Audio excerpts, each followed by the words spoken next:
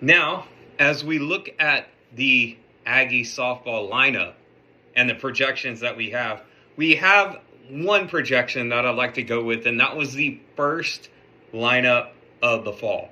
So I'm not talking about any other lineups. This was the first one that Coach Ford made and the coaching staff made. And here's what it looked like in the fall, first game. It was Kennedy Powell hitting first, Talon Edwards playing second, hitting second, Maya Perez hitting third, DP and Michaela Wark was playing first base, hitting fourth. KK DeMint was hitting fifth, playing shortstop. Kelsey Mathis was playing center field. Maddie Sani was catching. I think that's a big indicator. Paisley Allen played left field, and Frankie Frizzell batted ninth and played right field. Okay, and Sydney Lessentine was in the circle. 100% believe Sydney Lessentine will get the ball. That's the lineup. She will be in the circle first game against ACU. I think opening day lineup is going to look one of two ways. One of two ways.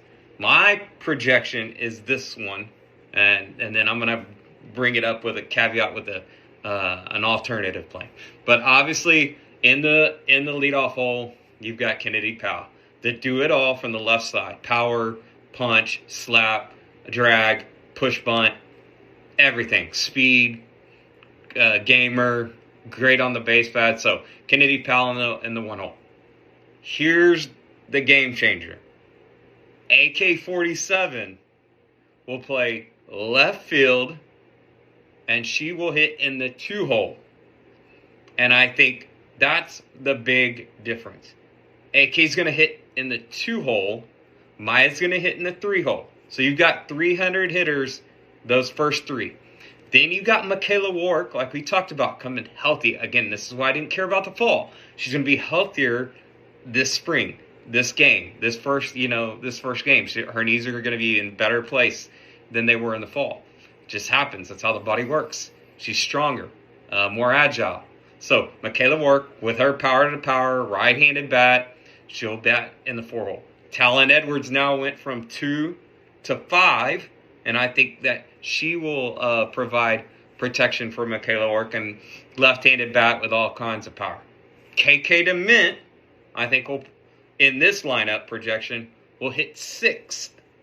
And you're talking about a kid with, 10-plus home runs last year, like 50-plus RBIs, and hit over 300 in your 6 hole. I think you see why I don't give a rip about the fall.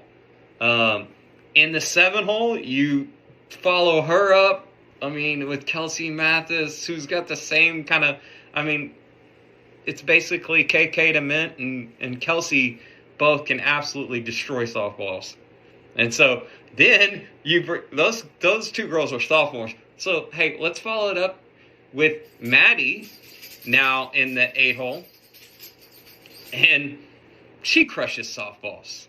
And then in the 9 hole, you basically put a KP clone who has power, the ability to push, drag, slap, push bunt, drag bunt, anything, and that's Frankie Frizzell. And so that's lineup projection number 1. Now, here's the caveat. I've got 2. I think you go Kennedy Powell in the 1. I think you go KK in the 2. Maya in the 3. Michaela in the 4. You got Talon in the 5. I think you got Maddie in the 6. Kelsey in the 7. Frankie in the 8. And you go AK-47 in the 9 as your second leadoff hitter. So that would be another option. So there's a lot to play with. I think first off the bench for pinch running could be Scout, Ainsley, or Piper for pinch runners. And I think you're going to have pinch runners for Maya, Michaela, and Maddie. So you have 3 for 3. And then I think if you need a home run or a big stick late, I think you got Dee Dee Baldwin there. And I think you got Paisley Allen there. So I think there's some differences. I think if you want just a defensive standout catcher behind the plate, maybe you bring in Grayson Coleman too at the end. There's just a lot of different options. It's kind of like Taylor's going to be the closer. Sydney might not even need a closer. Both Sydneys. So I see these lineups, and there's a lot of wiggle room. There is a lot of fun to be had. And what's fun is it's up to the girls to earn their spot. These first four games, they're going to be good. It's the next week when you go to Clearwater. That's when you're going to find out who's going to be really where the projected lineups will start, where we'll get really like, oh, this is who we need to. It will be in Clearwater. And so I can't wait for that tournament. I won't be at that one, but I will be glued in. Next weekend, warm enough, not snowing, I'll be at that one for a couple. And so I can't wait.